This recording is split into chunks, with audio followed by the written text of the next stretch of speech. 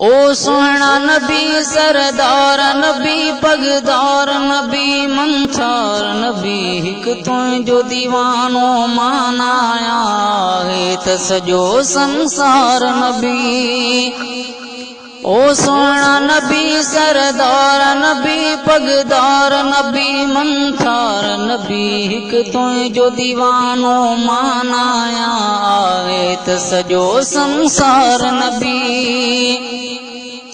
तो ता पंहिंजी जान भी वार छॾिया तुंहिंजा दुश्मन सभई मार छॾिया हे दिल जी आरज़ू।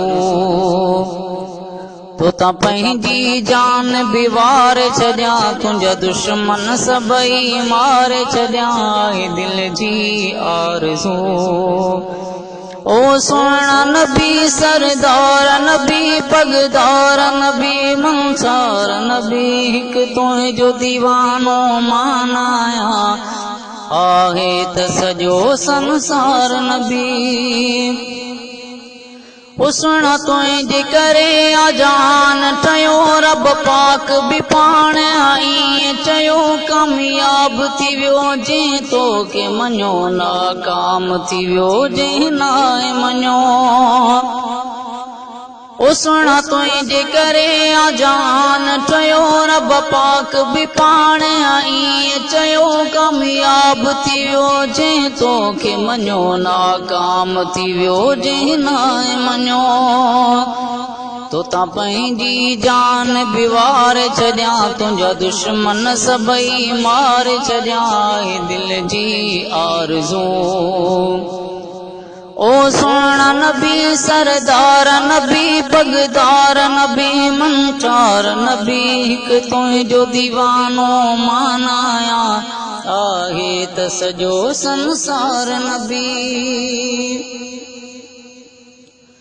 ओ तुंहिंजा सभई सहाबी दिलेर हुया मने तो ज़मानो शेर हुया कामयाबी उन्हनि जो मुक़दर हुई रखंदा जिते भी पेर हुया। तुंहिंजा सभई सहाबी दिलेर हुया मने तो ज़मानो शेर हुया कामयाबी उन्हनि जो मुक़दर हुई रखंदा जिते भी पेर हुया। तो ता पंहिंजी जान भी वार छॾिया तुंहिंजा दुश्मन सभई मार छॾिया हे दिल जी आरज़ू। ओ सोहना नबी सरदार नबी पगदार नबी मंसार नबी हिक तुंहिंजो दीवानो मानाया आहे त सॼो संसार नबी।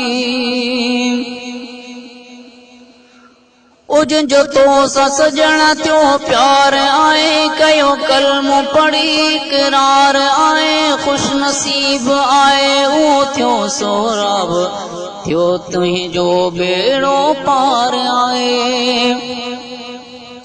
जंहिंजो तो सां सजण थियो प्यार आहे कयो कलमो पढ़ी इक़रार आहे खुश नसीब आहे उहो थियो सोराब थियो तुंहिंजो बेड़ो पार आहे।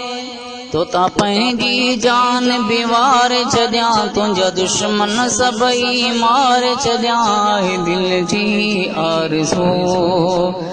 ओ सोहना नबी सरदार नबी पगदार नबी मंसार नबी हिक तुंहिंजो दीवानो मानाया आहे त सॼो संसार नबी।